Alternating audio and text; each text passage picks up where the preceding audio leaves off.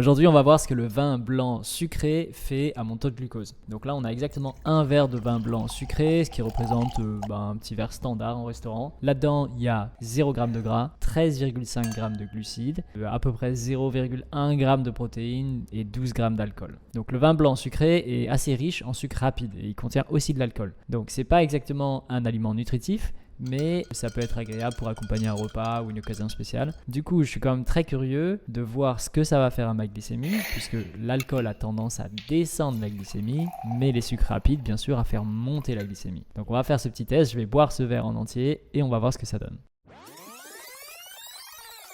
Ok, ça fait maintenant 2 heures que j'ai bu mon verre de vin blanc sucré. On va regarder sur le glucomètre qui est juste ici, voir un petit peu qu'est-ce que ça a fait. Et souvenez-vous de vous abonner ou de me dire dans les commentaires ce que vous voulez que je teste la prochaine fois. Donc sur le graphique ici, on voit que ma glycémie a légèrement augmenté après avoir bu le vin blanc sucré. Il y a eu un pic d'à peu près 25 mg, très probablement dû au sucre rapide dans la boisson. C'est assez logique parce qu'il y avait quand même pas mal de sucre rapide et on voit que même avec le fait que l'alcool a tendance à diminuer la glycémie, et ça a quand même fait monter un petit peu mon taux de glucose. Donc pour moi, le vin blanc sucré peut être apprécié occasionnellement, mais je ne consommerai pas tout le temps à cause de son effet un petit peu plus prononcé sur la glycémie qu'un vin blanc sec ou un vin rouge par exemple.